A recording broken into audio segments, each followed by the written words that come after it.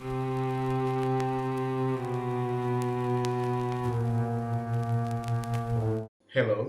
I'm Arvan. I will tell a story for you. Pedro Alonso López, the monster of the Andes, who murdered more than 300 girls and disappeared 23 years ago without a trace. He lived on the streets of Bogota, was in Ayacucho, where he abducted and killed several girls, and was captured in Ambato when he wanted to kidnap a minor. He was released in 1998 from the psychiatric center because he was healthy. Childhood of the monster of the Andes, Pedro Alonso Lopez, was born on October 8, 1948 in the Colombian municipality of Venantillo, Tolima. He was the seventh son of 13 siblings. He had an unhappy childhood. His mother was a prostitute and living in one room house only a curtain separated the place of the woman's sex work with the space where her children slept. So it was common for him to hurt the groans with the prisoners. When he was 9 years old, he tried to rape his younger sister. When his mother found out, he threw him out of the house. He became a wanderer in the streets of Bogota.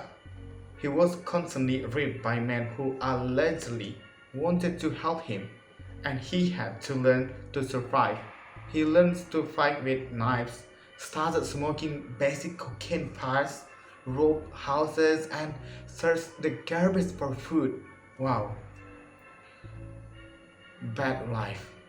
At the age of 12, Pedro thought he found a way out when he was adopted by a couple of Americans. He was learning to socialize with his new family and new friends, but he returned to the streets when a teacher at his school raped him. It was promised that he would no longer return to a foster home and return to crime. So at the age of 21, he was sentenced to 7 years in prison for robbery. In prison, he became the prisoner's sex toy, but one day he got tired of the situation. He cut his aggressor's throats and realized the pleasure of killing him. Trip to Peru. When he served his sentence and was released from prison, Pedro traveled to Ayacucho in Peru. He chose Andean girls who had the most innocent eyes. He explained in his detention and offered them gifts to accompany him to the countryside. Already far from the village, his ritual began. After he outran them, he strangled them to kill them. He practiced necrophilia on their lifeless bodies and hid them or buried them so as not to be discovered. In his vision, he did not kidnap white girls because their parents wanted too much, so he addressed Indian minor. So, it is known that in Peru he killed about 100 girls between 9 and 12 years old, and there he began to be called as the monster of the Andes. He had seen that up close as many times in the streets of Bogota when he was a vagabond and criminal. He and the missionary moved away. She let him go, but there is the other version. He took him to the Peruvian authorities. But since they were not interested in what happened to the indigenous communities in Ayacucho, they ended up deporting him to Ecuador. There Pedro escaped and settled in Ambato, murders in Ecuador. Between 1978 and 1980, the number of disappearances of girls was increasing in Colombia and Ecuador.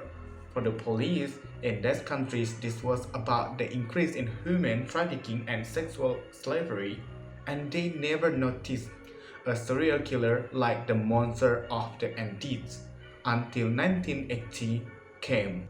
A flood that flooded the Ecuadorian city set light on four bodies of missing girls who forensics determined had been killed. This generated an alert and investigation to find the criminal, but there was a problem. They didn't have any suspects, much less any data. Capture, detention, and freedom. Search continued in Ecuador to find someone, but the clues were unfinished and crushed with endless doubts. But the Andes monster made a mistake when he wanted to kidnap the girl Mary in a supermarket. He was captured but refused to confess to the crimes. He was the culprit, but he kept his mouth shut for several days. The investigators reviewed the case to find a way out and found the Catholic faith that the murderers professed very hard. The only solution was to talk the priest Cordoba Gudino there in front of him, as in a confessional in an English woman. He told her everything. The police continued to question him. He justified his crimes because of his hard childhood with his mother and adolescence on the streets. So we continue the story. So in his confession, he said that when the girls were dead, he dug a hole and buried them in groups. Wow. In groups of 3 or 4, and then went to visit them, whom he named dolls. And it was common for me to talk with the corpse, but since they couldn't move it, she said, but since they couldn't move, I got bored and went to look for a new girl. Wow. Pedro explains that the murders caused him deep pleasure and the deepest sexual arousal before his life withered. Now the police began to doubt their testimony, but the Andes monster, with ego, directed them to different places to unearth the victims. They found a total of 74 bodies, girls between 8 and 12 years old, with signs of having been violated. But Pedro said there were more, that there were 110. Wow, it is a lot. Thus, between Peru, Colombia, and Ecuador, he murdered more than 300 minors. Oh my god, what kind of the person this one? Whew. He was sentenced to 16 years in prison, which in 1980 was the maximum penalty in Ecuador for such crimes. He was imprisoned until 1994. He was extradited to Colombia for trial, but the magistrate found him insane and therefore unimputable. He was sent to a psychiatric hospital where he stayed for 4 years, imposed a $50 bail, the obligation of psychiatric treatment, and monthly follow-up of his case before judicial authority. He never did anything. As soon as he was released, the monster of the Andes disappeared, and his whereabouts have been unknown since 1998. 4 years later, in 2002, Interpol issued a search and arrest warrant for Pedro Alonso López because of the similarities to the murder of a minor in El Espinal, one of the areas where it recruited girls. And in 2012, in the Colombian municipality of Tunja, another minor was found to have her throat cut. Wow.